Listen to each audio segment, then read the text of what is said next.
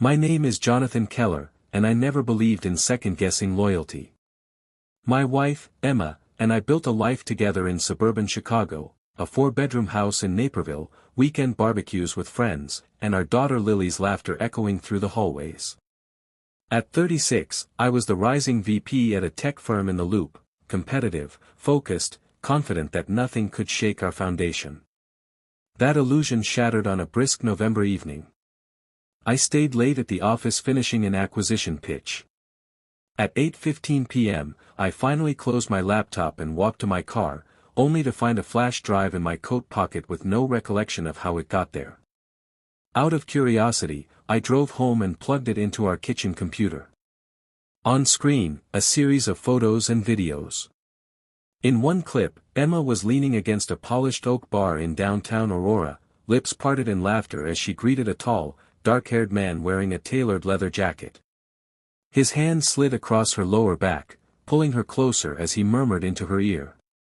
In succeeding images, their silhouettes moved to a dimly lit booth, faces inches apart, smiles too tender, glances too intent. My vision blurred. My pulse thundered in my ears. Cold dread slithered down my spine. Algorithms can flag anomalies, but they can't compute heartbreak. I collapsed into the kitchen chair, eyes locked on the screen. Emma's favorite plum wine spilled from its glass as I fumbled for the mouse, pausing on each frame. My hands shook so violently that I nearly dropped the drive. My mind screamed, "This can't be real." But the images were too clear, too intimate. I heard the front door click open. Emma strolled in, her ponytail swishing, a bag of groceries in her hand. She smiled warmly, caught off guard by the emptiness on my face. "Hey, honey, did you eat?" she asked. "I picked up your favorite, Korean barbecue." Her voice was normal, but my world was upside down. I stood, gripping the back of the chair, and watched her approach. "I have something to show you," I said, my voice unsteady. Emma's brow creased with concern. I turned the monitor toward her and hit play. The room felt too small, the air too heavy. Her smile froze. The next hour blurred, her apologies, my questions, the raw pain in her eyes as she mouthed, "It was a mistake." I couldn't hear the words. Emma insisted it was over, that the man, Cole Mason, was a fleeting thrill during a work conference in Denver. She replayed the story in my head, late-night meetups to debrief presentations, shared laughter in hotel bars, one impulsive kiss she regretted instantly. But regret isn't reconciliation. My trust was shattered like a dropped wine glass. Sleep abandoned me. At night I replayed those videos in the darkness, my mind adrift in unanswerable questions. How long? How often? How willingly? I began documenting everything, timestamps on her phone. Although I refused to hack it, parking receipts from her gym outings, loyalty store points from coffee shops she claimed not to frequent. My detective work became an obsession, each discovery a fresh wound. My colleagues noticed my vacant stare, I mumbled apologies in meetings and left midday for doctor's appointments I didn't have.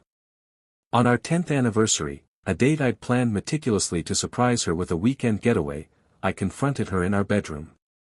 The gift I'd hidden in the closet, a trip to Napa Valley, felt like a cruel joke. "I can't do this," I said, voice hollow. "I can't pretend we're okay." Emma fell to her knees, tears soaking my work shirt. "Please, Jonathan, this meant nothing. It's over. I love you. Love doesn't heal a betrayal of this magnitude." I walked away, left her kneeling in regret, and realized our marriage was now an empty shell.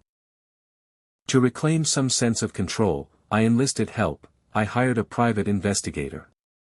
For the next month, I followed her movements through legal surveillance, license plate checks, discreet photo shoots, GPS pings. Each new file made me both stronger and more hollow. The PI's final report arrived, over 20 clandestine meetings in bars and hotels around Aurora and downtown Chicago. Names, dates, drink tabs.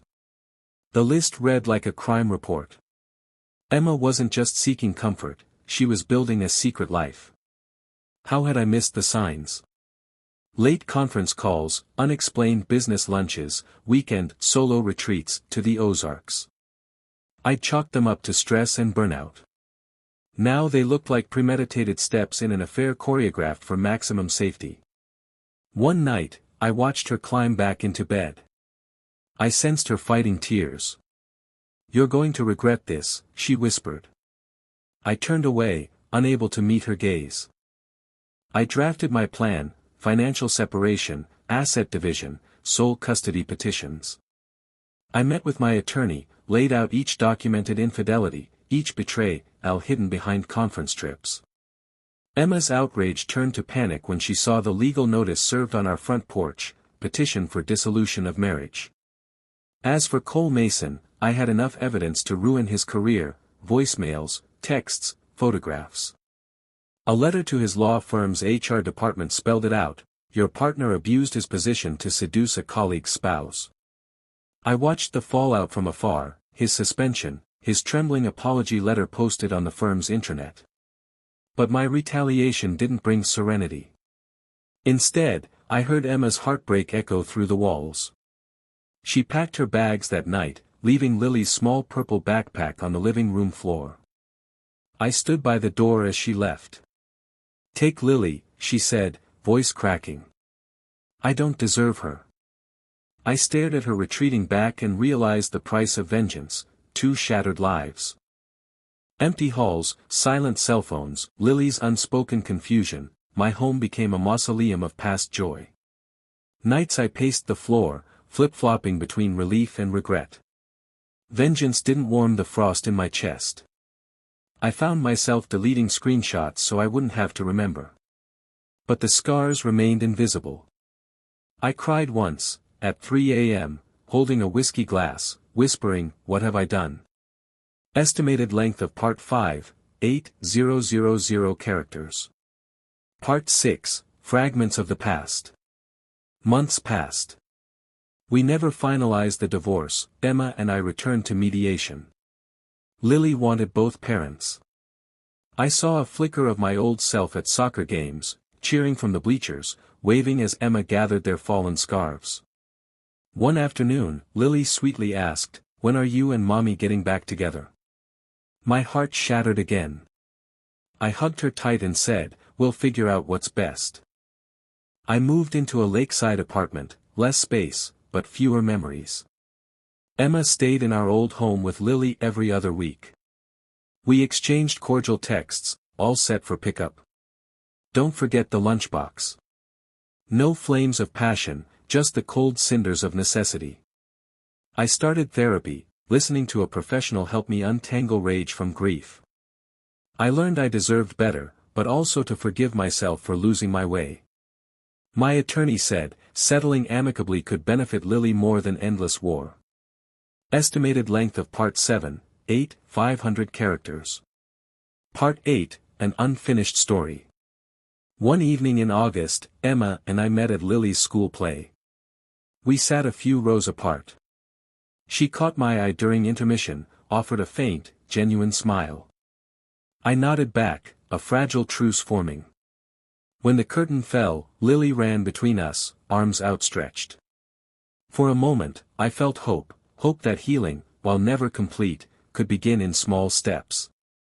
Our story remains unresolved, tainted by betrayal, scarred by revenge, yet tempered by love for our child.